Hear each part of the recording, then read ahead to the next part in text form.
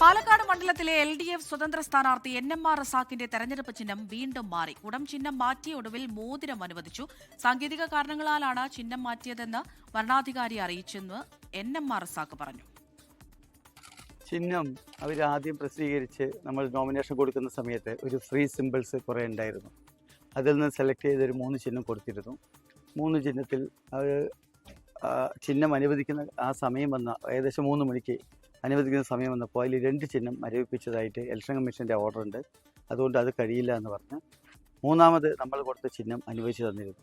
അനുവദിച്ചു തരികയും നമ്മളത് പബ്ലിഷ് ചെയ്യുകയും ചിഹ്നം ഇന്നതാണെന്നൊക്കെ പുറത്ത് വരികയും ചെയ്ത ശേഷമാണ് രാത്രി 8 മണിക്ക് ശേഷം വീണ്ടും ഇലക്ഷൻ കമ്മീഷൻ തിരിച്ച് ആ ചിഹ്നം അനുവദിക്കാൻ പറ്റില്ല എന്ന് RDO അറിയിച്ചതിൻ്റെ അടിസ്ഥാനത്തിൽ നമ്മൾ ചർച്ചയ്ക്ക് വിളിച്ചിരുന്നു. ചർച്ചയ്ക്ക് വിളിച്ച ശേഷം ഇതിന് പല സാങ്കേതികമായ പല കാരണങ്ങളും പറയുന്നുണ്ട്. എന്ത് തന്നെയാണെങ്കിലും ഇപ്പോൾ അവസാനം നമുക്ക് മോതിരം ചിഹ്നം അനുവദിച്ചതായിട്ട് കത്ത് തന്നിരുന്നു. പാലക്കാട് നിന്ന് ഷാരിഖ് നവാസ് വിവരങ്ങൾ നൽകാനായി ചേരുന്നുണ്ട്. ഷാരിഖ്, ആദ്യം ഈ പറഞ്ഞതുപോലെ കുടമൊക്കെ അനുവദിക്കുന്നു, ഇപ്പോഴത്തെ വീണ്ടും മാറ്റിയത് മോതിരമാക്കുന്നു. എന്താണ് അതിന്റെ വിശദീകരണമായി വരണാധികാരി പറയുന്നത്? അമൃത, പാലക്കാട് നിയോജക മണ്ഡലത്തിലെ LDF സ്വതന്ത്ര സ്ഥാനാർത്ഥിയായ NMR റസാഖ് നാമനിർദ്ദേശ പത്രികയ്ക്കൊപ്പം 3 ചിഹ്നങ്ങളാണ് ആവശ്യപ്പെട്ടിരുന്നത്.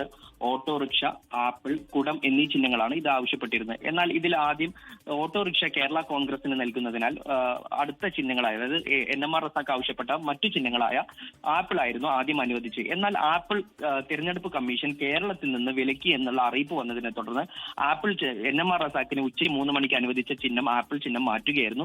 പിന്നീട് അടുത്ത ചിഹ്നം NMR റസാഖ് നാമനിർദ്ദേശ പത്രികയിൽ ആവശ്യപ്പെട്ട അടുത്ത ചിഹ്നമായ കുടം നൽകുകയായിരുന്നു.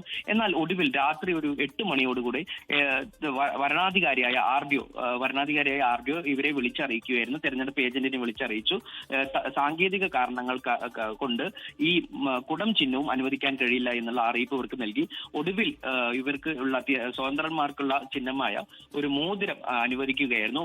ഇനി മോതിരം ചിഹ്നത്തിലാണ് പാലക്കാട് NMR റസാഖ്, അതായത് LDF സ്വതന്ത്ര സ്ഥാനാർത്ഥി NMR റസാഖ് മോതിരം ചിഹ്നത്തിലായിരിക്കും ജനവിധി തേടുക.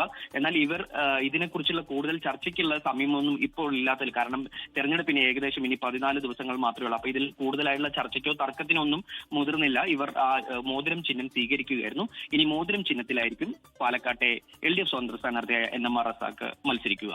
അമൃത. ശരി, ഷാരിഖ് നവാസ് ആണ് വിവരങ്ങൾ നൽകിയത്.